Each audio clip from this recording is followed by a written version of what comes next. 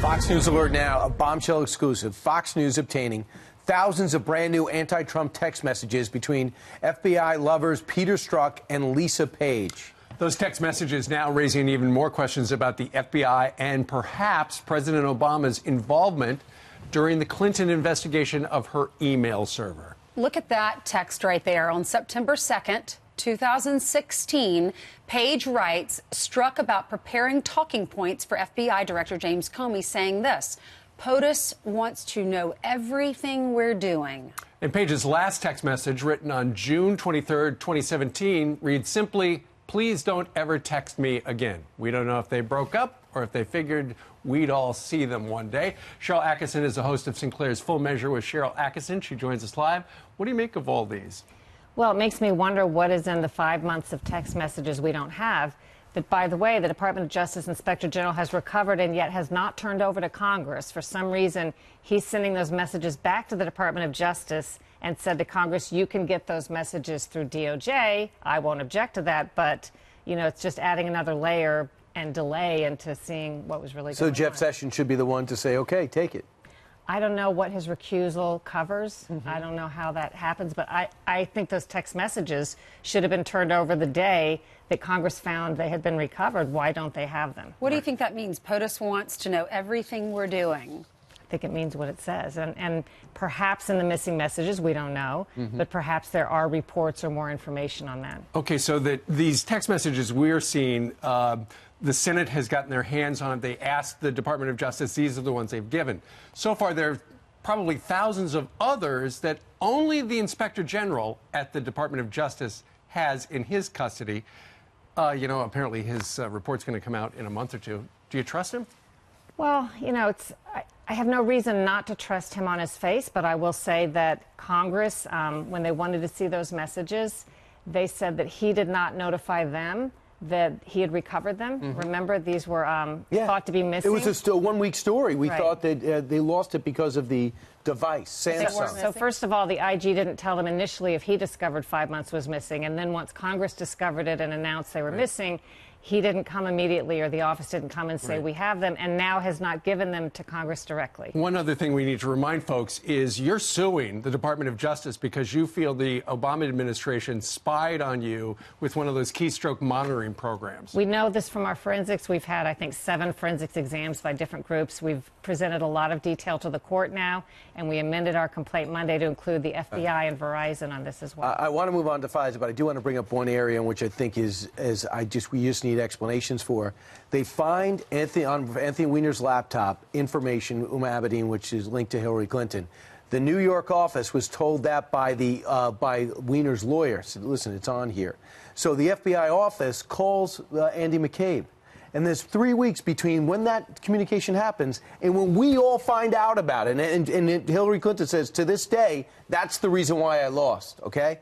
What happened in those 3 weeks? Did James Comey know and hold it, or was James Comey kept from that information by Andy McCabe? I think those are great questions that have to be asked. I'm not sure people understand Congress has an oversight role. They are equal to the executive branch and the judiciary in terms of that, and they are supposed to have this information as necessary in a timely basis and not be obstructed. And the reason I mentioned your lawsuit against the Department of Justice is you're saying that the federal government spied on you. Big question is, did they go to the FISA court? Did they do all of that? And you've written a great op-ed over at thehill.com talking about, did the FBI violate the Woods procedures in vetting the FISA claims. Explain, first of all, what Woods procedures are. Let me just say why this applies in the big picture to what happened to me and other people that haven't been revealed yet. The surveillance abuses that we are now seeing are tied into, I think, a pattern of 10 to 20 years of bad actors in the intelligence community that I've been told by sources have been presenting bad evidence to the FISA court, but it's never seen, so we don't know that. To obtain illegal warrants or warrants that would not otherwise be granted. There are other surveillance abuses that allegedly occurred. I think this is all connected. And the reason they didn't want Donald Trump, it's not so much his political positions and how much they hate him. He was the one guy that once elected, they feared would come in there and peer at what they've been doing the past 10 to 20 years. During That's the why, swamp? yes, it's bigger than the 2016 election. It's why did they do that, Right. I think. And go ahead. The Woods procedures say my read of it, you can read for yourself. You're not allowed to present a single unverified fact to the FISA court. Doesn't matter how much they relied on it, So not a single unverified fact. Why did the dirty dossier get into their hands? That's the question. I had two high-ranking sources who worked under Obama, and one of them also worked under Clinton and Bush, who both separately contacted me when they heard this news and said criminal. I didn't ask the question. They both said criminal. Wow. So if you present something and you have a footnote at the bottom that says presented by a political organization, that's not enough.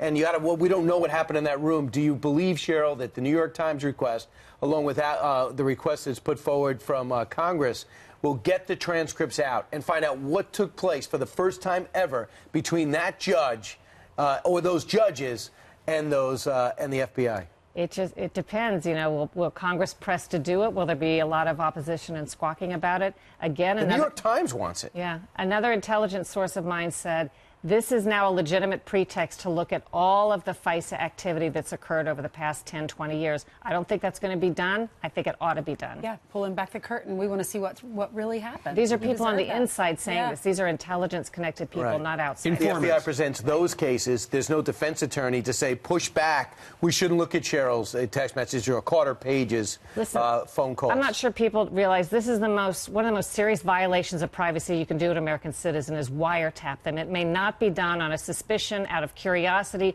because you think they might have done something bad because you don't like how they're acting.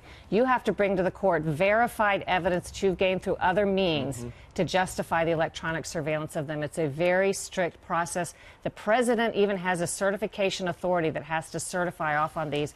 3 of the 4 wiretaps, I believe, were signed by a certification authority under President Trump. Did his certification authority tell him that this was happening, and who was his certification authority? Exactly. What did they say? All right, Sharyl, thank you very much for Sharyl. bringing all that to us. And once again, you can read the op-ed at thehill.com.